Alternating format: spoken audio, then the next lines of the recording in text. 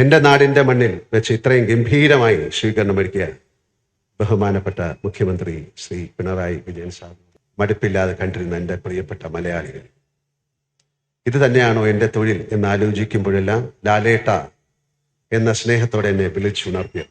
ഇപ്പോഴും ഞാൻ ആ മഹാനദിയുടെ പ്രവാഹത്തിലാണ്. മുങ്ങിപ്പോകുമ്പോഴെല്ലാം ആരൊക്കെയോ എന്നെ പിടിച്ചുയർത്തുന്നു. ഇനിയും ഒഴുകൂ എന്ന് പറയുന്നു. നന്ദി ആരോട് ഞാൻ ചൊല്ലേണ്ടു. എൻ്റെ ഈ അഭിനയ സഞ്ചാരത്തിനൊപ്പം നമ്മുടെ സമൂഹത്തിൻ്റെ യാത്രയും അതിൻ്റെ അമ്പരപ്പിക്കുന്ന മാറ്റങ്ങളും നിറഭേദങ്ങളും ഞാൻ കാണുന്നു. നമ്മൾ എത്ര മാറി, നമ്മുടെ വേഷം, ഭാഷ, ബന്ധങ്ങൾ, രുചി, സ്വപ്നങ്ങൾ, ആസ്വാദനശീലങ്ങൾ, സാമ്പത്തിക അവസ്ഥ, സാംസ്കാരിക സമീപനങ്ങൾ, പ്രണയസങ്കല്പങ്ങൾ, രാഷ്ട്രീയം, ജീവിതശൈലികൾ എല്ലാം എത്രയോ മാറി. നിലക്കടലെ കുറിച്ച് കൊട്ടകയുടെ ഉഷ്ണത്തിൽ വെന്തിരുന്ന് സിനിമകൾ കണ്ട നാം ഇപ്പോൾ മൾട്ടിപ്ലക്സിന്റെ തണുപ്പിൽ മലർന്നു കിടന്നുകൊണ്ടുവരെ സിനിമ കാണും. സ്കൂൾ ബെഞ്ചിൽ തൊട്ടടുത്തിരിക്കുന്നവർ മാത്രമല്ല ഇന്ന് നമ്മുടെ കുട്ടികളുടെ സുഹൃത്തുക്കൾ. ആഗോള സൗഹൃദമാണ് അവർ ആഘോഷിക്കുന്നത്. എല്ലാ കലാരൂപങ്ങളും കാലത്തിനനുസരിച്ച് പുതിയതായി. സിനിമയുടെ ആഖ്യാനം അപ്പടി മാറി, സാങ്കേതികത മാറി. ഈ മാറ്റത്തിനെല്ലാം നടുവിലൂടെയാണ് ഞാൻ എൻ്റെ യാത്ര നടത്തിയത്.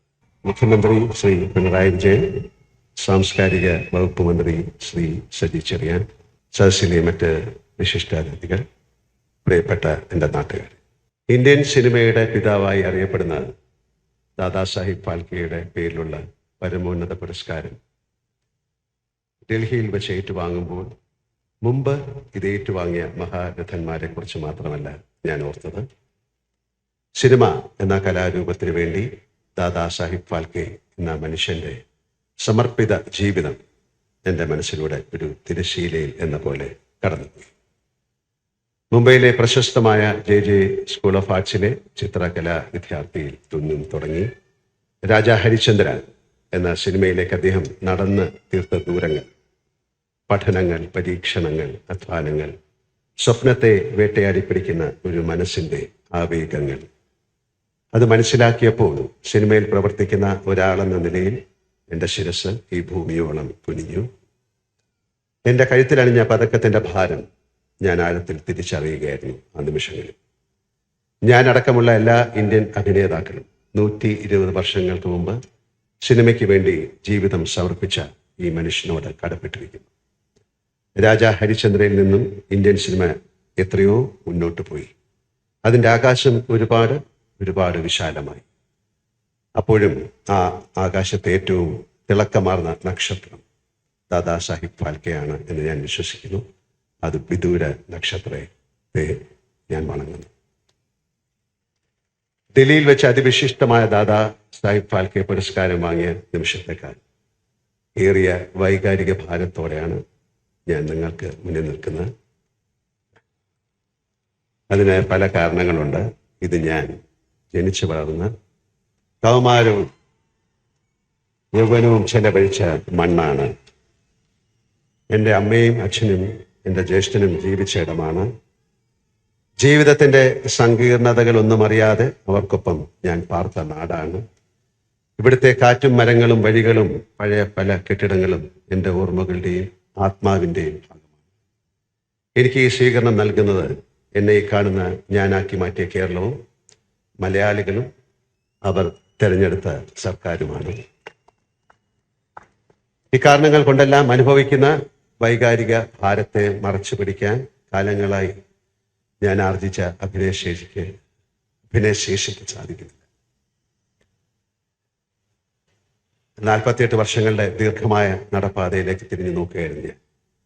സിനിമ എന്ന സങ്കീർണ കലാരൂപത്തെക്കുറിച്ച് യാതൊന്നും അറിയാതെ ഈ നഗരത്തിൻ്റെ വഴിയോരങ്ങളിൽ വെച്ച് ഞങ്ങൾ കുറച്ച് സുഹൃത്തുക്കൾ ഒരു സിനിമ എടുക്കാൻ ധൈര്യപ്പെട്ടു എന്നോർക്കുമ്പോൾ ഇപ്പോഴെനിക്ക് ഭയം തോന്നുന്നു. അതിൻ്റെ ജോലികൾക്കായി ഈ നഗരത്തിൽ നിന്നും ട്രെയിൻ കയറി ഞങ്ങൾ മദ്രാസിലേക്ക് പോയി. മദ്രാശിയിലെ സിനിമ സ്റ്റുഡിയോകളിൽ ചുറ്റിത്തിരിഞ്ഞു.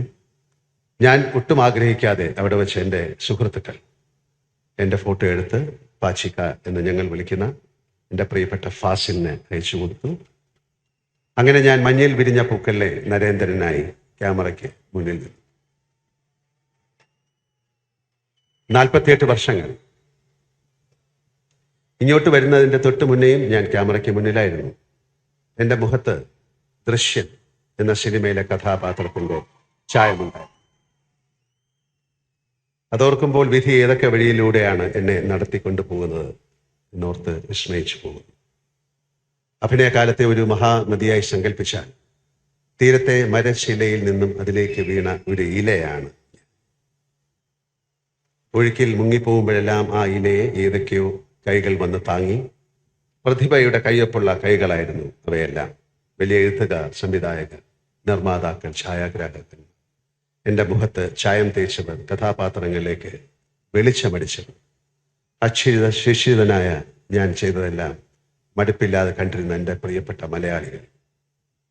ഇത് തന്നെയാണോ എൻ്റെ തൊഴിൽ എന്നാലോചിക്കുമ്പോഴെല്ലാം ലാലേട്ട എന്ന സ്നേഹത്തോടെ എന്നെ വിളിച്ചുണർത്തിയത്. ഇപ്പോഴും ഞാൻ ആ മഹാനദിയുടെ പ്രവാഹത്തിലാണ്. മുങ്ങിപ്പോകുമ്പോഴെല്ലാം ആരൊക്കെയോ എന്നെ പിടിച്ചുയർത്തുന്നു. ഇനിയും ഒഴുകൂ എന്ന് പറയുന്നു. നന്ദി ആരോട് ഞാൻ ചൊല്ലേണ്ടു. എൻ്റെ ഈ അഭിനയ സഞ്ചാരത്തിനൊപ്പം നമ്മുടെ സമൂഹത്തിൻ്റെ യാത്രയും അതിൻ്റെ അമ്പരപ്പിക്കുന്ന മാറ്റങ്ങളും നിറഭേദങ്ങളും ഞാൻ കാണുന്നു. നമ്മൾ എത്ര മാറി. നമ്മുടെ വേഷം, ഭാഷ, ബന്ധങ്ങൾ, രുചി, സ്വപ്നങ്ങൾ, ആസ്വാദനശീലങ്ങൾ, സാമ്പത്തിക അവസ്ഥ, സാംസ്കാരിക സമീപനങ്ങൾ, പ്രണയസങ്കല്പങ്ങൾ, രാഷ്ട്രീയം, ജീവിതശൈലികൾ എല്ലാം എത്രയോ മാറി. നിലക്കടലെ കുറിച്ച് കൊട്ടകയുടെ ഉഷ്ണത്തിൽ വെന്തിരുന്ന് സിനിമകൾ കണ്ട നാം ഇപ്പോൾ മൾട്ടിപ്ലക്സിന്റെ തണുപ്പിൽ മലർന്നു കിടന്നുകൊണ്ടുവരെ സിനിമ കാണും. സ്കൂൾ ബെഞ്ചിൽ തൊട്ടടുത്തിരിക്കുന്നവർ മാത്രമല്ല ഇന്ന് നമ്മുടെ കുട്ടികളുടെ സുഹൃത്തുക്കൾ. ആഗോള സൗഹൃദമാണ് അവർ ആഘോഷിക്കുന്നത്. എല്ലാ കലാരൂപങ്ങളും കാലത്തിനനുസരിച്ച് പുതിയതായി. സിനിമയുടെ ആഖ്യാനം അപ്പടി മാറി, സാങ്കേതികത മാറി. ഈ മാറ്റത്തിനെല്ലാം നടുവിലൂടെയാണ് ഞാൻ എൻ്റെ യാത്ര നടത്തിയത് എന്നോർക്കുമ്പോൾ ഇതൊരു അജ്ഞാത ശക്തിയുടെ അനുഗ്രഹവും കരുതലും എനിക്ക് അനുഭവപ്പെടുന്നു. അതിനെ എന്ത് പേരിട്ട് വിളിക്കണമെന്ന് പോലും എനിക്കറിയില്ല. ആ ശക്തിയില്ലെങ്കിൽ ഇത്രയും കാലം ഇങ്ങനെ തുടരാൻ എനിക്ക് സാധിക്കില്ലായിരുന്നു എന്ന് ഞാൻ വിനീതമായി തിരിച്ചറിയും. ദീർഘകാലം അഭിനേതാക്കളായി ജീവിച്ചവരെല്ലാം പ്രാർത്ഥിക്കുന്ന ഒരു കാര്യമുണ്ട് എന്ന് ഞാൻ വിശ്വസിക്കുന്നു. കണ്ട് മനുഷ്യർക്ക് മടുക്കുന്ന കാലം വരെ എന്നെ ഇരുത്തരുത് എന്നാണ്. പ്രേക്ഷകരുടെ ആ മടുപ്പിൽ നിന്നും അഭിനേതാക്കളെ രക്ഷിക്കുന്ന കവചം കഥാപാത്രങ്ങളാണ്. ആ കഥാപാത്രങ്ങളെ സൃഷ്ടിക്കുന്നത് എഴുത്തുകാരാണ്. അതിനെ സംവിധാനം ചെയ്ത് ഒരുക്കുന്ന സംവിധായകരാണ്. പകർത്തുന്ന ഛായാഗ്രാഹകൻ. അഭിനേതാവ് ഒരു പിടി കളിമണ്ണ് മാത്രമാണ്. പ്രതിഭകളുടെ കൈ സ്പർശിക്കുമ്പോൾ അതിന് വ്യത്യസ്ത രൂപങ്ങൾ ലഭിക്കും. ആ രൂപം ജനങ്ങൾക്ക് ഇഷ്ടപ്പെടണമേ എന്ന് പ്രാർത്ഥിച്ചുകൊണ്ട് അഭിനേതാവ് തൻ്റെ കർമ്മം നിർവഹിക്കും. ഏത് കലാകാരനും എന്ന പോലെ ജീവിതത്തിലും കരിയറിലും ഉയർച്ചകളും താഴ്ചകളും എനിക്കുണ്ടായിട്ടുണ്ട്. വാനോളം പ്രശംസയും പാതാളത്തോളം താഴ്ത്തുന്ന പഴിയും വിമർശനങ്ങളും ശകാരങ്ങളും ഞാനും അനുഭവിച്ചിട്ടുണ്ട്. രണ്ടിനെയും ഞാൻ സമഭാവത്തോടെ തന്നെയാണ് കാണുന്നത്. മോഹൻലാൽ അനായാസമായി അഭിനയിക്കുന്നു എന്ന് പലരും പറയാറുണ്ട്. എനിക്ക് അഭിനയം അനായാസമായ ഒരു കാര്യമല്ല എന്നതാണ് സത്യം. ഒരു കഥാപാത്രത്തിൽ നിന്ന് മറ്റൊന്നിലേക്ക് മാറുമ്പോൾ ദൈവമേ എന്ന് മനസ്സിൽ വിളിച്ചുകൊണ്ട് മാത്രമേ ഞാനിപ്പോഴും ക്യാമറയ്ക്ക് മുന്നിലേക്ക് ചെല്ലാറുള്ളൂ. എനിക്കിത് ചെയ്യാൻ സാധിക്കണമേ എന്ന പ്രാർത്ഥന എപ്പോഴും മനസ്സിലുണ്ടാകും. കാണുന്നവർക്ക് ഞാൻ അനായാസമായി അഭിനയിക്കുന്നു എന്ന് തോന്നുന്നുവെങ്കിൽ അത് എനിക്ക് പോലും അറിയാതെ ഇതുവരെ തിരിച്ചറിയാൻ കഴിയാത്ത ഏതോ ശക്തിയുടെ അനുഗ്രഹം കൊണ്ടാണ് സാധിക്കുന്നത്. ഈ പുരസ്കാരം ലഭിച്ചതിന് ശേഷം ഞാൻ കൊച്ചിയിലെത്തിയപ്പോൾ ജോലി തന്നെയാണ് എൻ്റെ ഈശ്വരൻ എന്ന് ഞാൻ പറഞ്ഞിരുന്നു.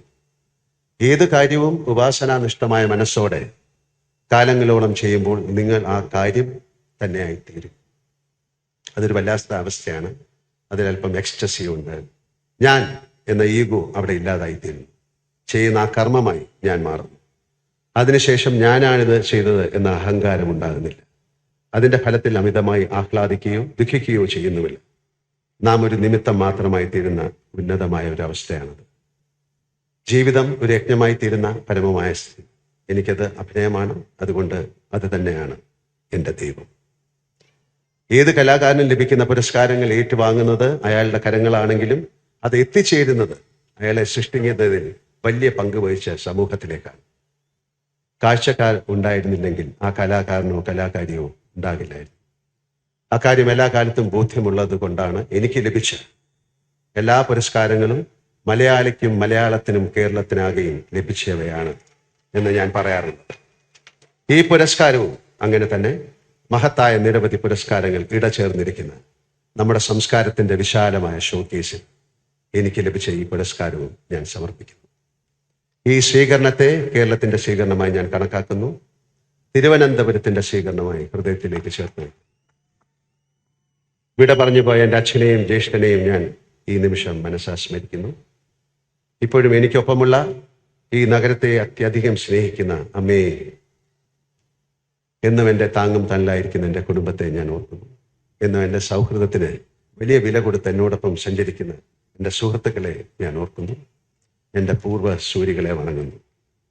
എൻ്റെ നാടിൻ്റെ മണ്ണിൽ വെച്ച് ഇത്രയും ഗംഭീരമായി സ്വീകരണമൊരുക്കിയ ബഹുമാനപ്പെട്ട മുഖ്യമന്ത്രി ശ്രീ പിണറായി വിജയൻ സാറിനോടും, സാംസ്കാരിക വകുപ്പ് മന്ത്രി സജി ചെറിയാനോടും, വിദ്യാഭ്യാസ മന്ത്രി ശിവൻകുട്ടി സാറിനോടും, എന്നെക്കുറിച്ച് ആദ്യമായി ഒരുപക്ഷെ ഞങ്ങൾ ഒരുപാട് സദസ്സിലും എന്നെപ്പറ്റി സംസാരിച്ച അടൂർ ഗോപാലകൃഷ്ണൻ സാറിനോടും മറ്റ് ഇരിക്കുന്ന എല്ലാവരോടുമുള്ള എൻ്റെ ഹൃദയത്തിൽ നിറഞ്ഞു വരുന്ന നന്ദി ഞാൻ അറിയിക്കുന്നു.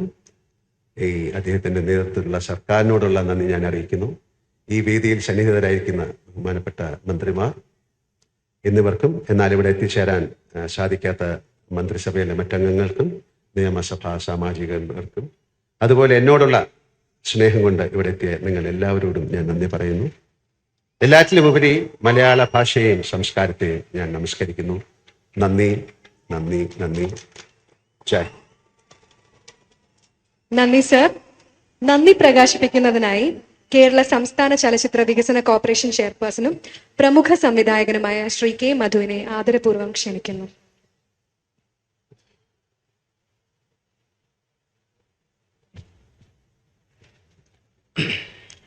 ആദരണീയനായ മുഖ്യമന്ത്രി ശ്രീ പിണറായി വിജയൻ അവർ, ചടങ്ങിന് അധ്യക്ഷത വഹിക്കുന്ന ബഹുമാനപ്പെട്ട തൊഴിൽ വിദ്യാഭ്യാസ വകുപ്പ് മന്ത്രി ശ്രീ ശിവൻകുട്ടി അവർ, ബഹുമാനപ്പെട്ട സാംസ്കാരിക വകുപ്പ് മന്ത്രി ശ്രീ സജി ചെറിയാൻ, CPM സംസ്ഥാന secretary Shri MV Govindan master, ഇന്ന് നമുക്കിവിടെ ഒത്തുകൂടാൻ കാരണക്കാരനായ മലയാളത്തിന്റെ മഹാനടൻ ശ്രീ മോഹൻലാൽ, ബഹുമാനപ്പെട്ട ഭക്ഷ്യ പൊതുവിതരണ വകുപ്പ് മന്ത്രി Shri GRL, mayor Shrimati Arya Rajendran, CA റേഖം MP, ശ്രീ ആന്റണി രാജു MLA, അടൂർ ഗോപാലകൃഷ്ണൻ, ജോഷി ഉൾപ്പെടെയുള്ള എൻ്റെ സിനിമാ രംഗത്തെ സഹപ്രവർത്തകരെ, വേദിയിലും സദസ്സിലിരിക്കുന്ന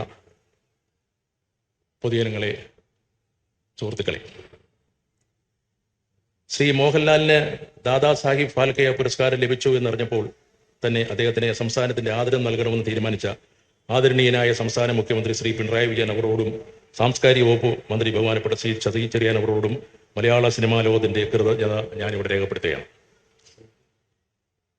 തന്റെ പ്രിയ സഹപ്രവർത്തകന് ഇന്ത്യൻ സിനിമയുടെ പരമോന്നത പുരസ്കാരം ലഭിച്ച വിവരം അറിഞ്ഞ് അദ്ദേഹത്തെ ആദരിക്കുന്ന ഈ ചടങ്ങിൽ എത്തിച്ചേർന്ന മലയാളത്തിന്റെ സ്വന്തം ജഗതി ശ്രീകുമാറിന് ഞാൻ പ്രത്യേകം നന്ദി പറയുന്നു. മോഹൻലാൽ എന്ന മഹാനടന്റെ സിനിമാ ജീവിതത്തിൽ എളിയ പങ്ക് വഹിക്കാൻ കഴിഞ്ഞതിൽ എനിക്ക് ചാരിതാർത്ഥ്യവും അഭിമാനമുണ്ട്. എൻ്റെ സിനിമാ യാത്രയിൽ ഒട്ടനവധി സന്ദർഭങ്ങൾ എൻ്റെ ഹൃദയത്തെ സ്പർശിച്ചിട്ടുണ്ട്. അവയിൽ പലതും ശ്രീ മോഹൻലാൽ എന്ന അതുല്യ പ്രതിയോടൊപ്പം പ്രവർത്തിച്ചപ്പോൾ ആയിരുന്നു. ശ്രീ മോഹൻലാലിനെ തേടി നിരവധി അന്താരാഷ്ട്ര അംഗീകാരങ്ങൾ കേരളത്തിലെത്തട്ടെ എന്നും മലയാളി ഉള്ളിടത്തോളം കാലം മാഞ്ഞുപോകാത്ത ഒട്ടനവധി കഥാപാത്രങ്ങൾ അദ്ദേഹത്തിന് ഇനിയും അവതരിപ്പിക്കാൻ കഴിയട്ടെ എന്ന് ആശംസിച്ചുകൊണ്ട് ഞാൻ എൻ്റെ വാക്കുകൾ ഉപസരിക്കുന്നു. നന്ദി, നമസ്കാരം.